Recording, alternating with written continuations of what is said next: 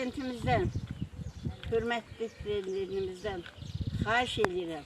Onun azadlığa çıxmağına kömək eləsin.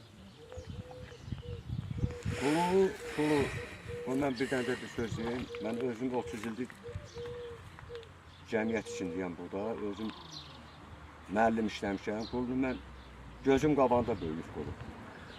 Qulu elə bir ləyaqətli, elə bir tərbiyəli bir cavandır ki, onunla heç kəsinə, uşaqla böyük, nə ağsırsa, nə ağsaqqal dinciyə verməz. Həmişə daimi bayaq dediyimiz kimi insanların böyründə olur. Xeyrində, şərində.